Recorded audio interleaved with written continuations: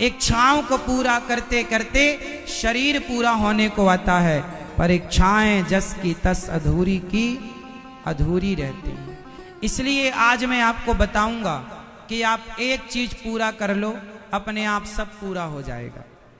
अच्छा ये बताओ, जरूरत और इच्छा ये दोनों एक ही हैं या अलग अलग हैं? जोर से। जरूरतें और इच्छाएं। आप बताइए जीवन में क्या पूरा हो सकता है, इच्छाएं या जरूरतें? क्या जरूरत पूरी हो सकती है पर इच्छाएं? जरूरत तो रिक्शे वाले की भी पूरी हो जाती है। जरूरत क्या है आपकी? रोटी, कपड़ा, मकान और शिक्षा, ये हमारी जरूरत है। तो जरूरतें पूरी हो सकती हैं पर इच्छाएं रावण की पूरी ना हो सकी। रावण की इच्छाएं थी कि मैं लंका से स्वर्ग तक सीढ़ी बनाऊं, पहली। रावण की दूसरी इच्छा थी कि गोल्ड में, सोने में खुशबू होनी चाहिए। यह प्रस्ताव पारित करवाना चाहता था।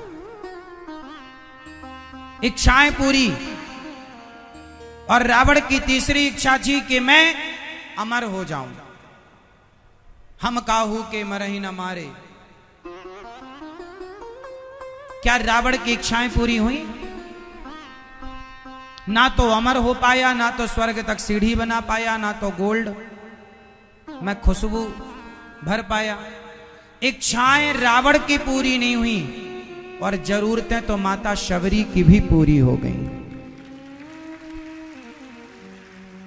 आप यदि जरूरतें पूरी करते तो आप दुनिया के सबसे अमीर व्यक्ति होते, क्योंकि जरूरतें पूरी हो सकती हैं। पर आप क्या पूरी करने में लगे हैं?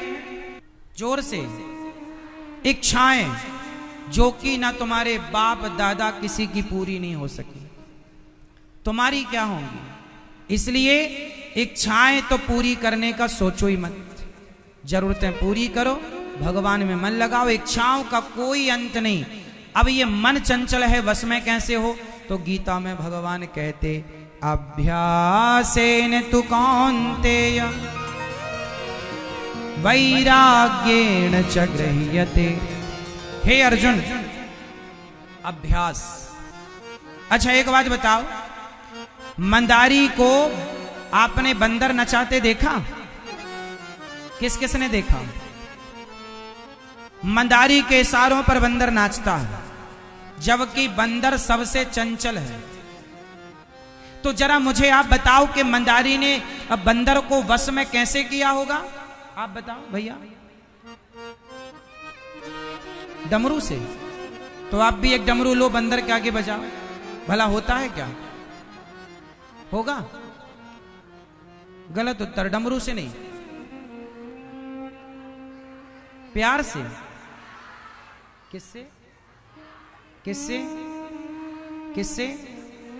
बोलो। मंदारी ने बंदर को एक दिन में वश में नहीं किया, सालों लगे हैं उसे। धीरे धीरे वो बंदर को अभ्यास कराता है, मारता है बंदर को, डांटता है, खाने को नहीं देता। जब तू मेरी बात मानेगा खाएगा, नहीं देगा नहीं मानेगा नहीं। केला बगल में रखता, चने बगल में दिखाता, बस है, खिलाता नहीं। पहले मेरी बात मान। मारता है। क्या करता है मंदारी? बंदर को अभ्यास कराता है। सालों लगते हैं और जब अभ्यास पूरा होता है तो मंदारी के इशारों पर बंदर, सर्कस में शेर, खूंखार जानवर, सर्कस के आदमी के वश में होता है। कैसे किया? कैसे किया? अभ्यास, प्रैक्टिस। कैसे किया? कैसे किया? अभ्यास। हाथी को सर्कस में खिलाया जाता है, क्रिकेट, कहीं फुटबॉल।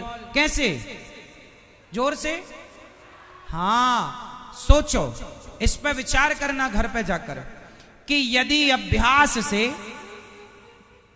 बंदर को वश में किया जा सकता है, अभ्यास से हाथी और शेर को वश में किया जा सकता है, तो मन को भी आप अभ्यास कराते एकाग्र होने का, तो क्या मन आपके वश में नहीं होता?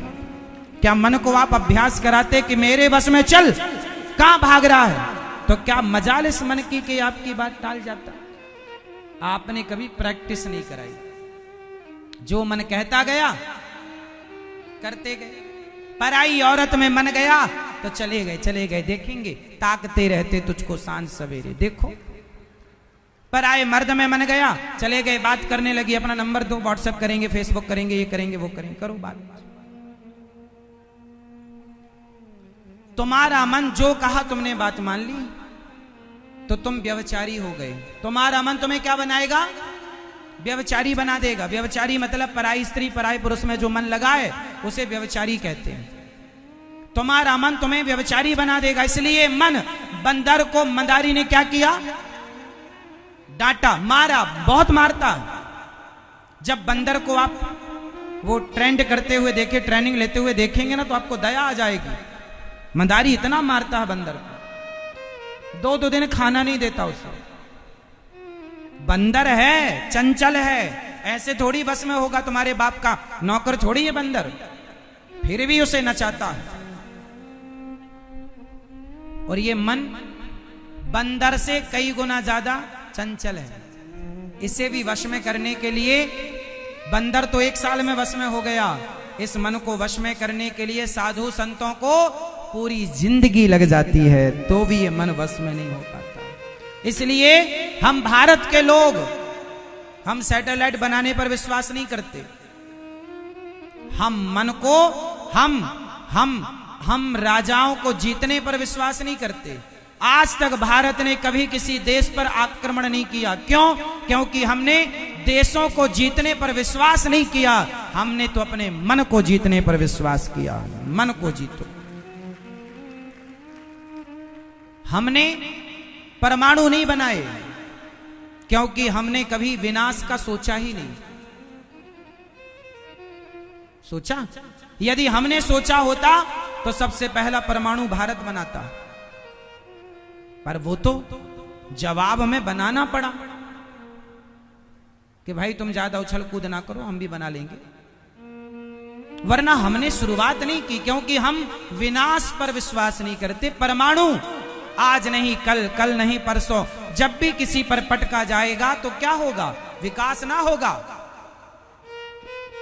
नागासाकी पर पटका गया, हजारों निर्दोष लोग मारे गए, छोटे छोटे बच्चे मारे गए, पशु पक्षी मारे गए। कौन जिम्मेदार है? क्या गलती थी उनकी? हम भारत के लोग हैं साहब, हम विनाश पर विश्वास नहीं करते, हम अपने मानसिक विकास पर विश्वास करते हैं। हम अपने मानसिक विकास को विकसित करते हैं। हम अपने द्वारा अपने द्वारा किसी देश को, किसी व्यक्ति को जीतने पर विश्वास नहीं करते। हम तो अपने आप को जीतते हैं, और जो खुद को जीत गया वो सबको जीत गया।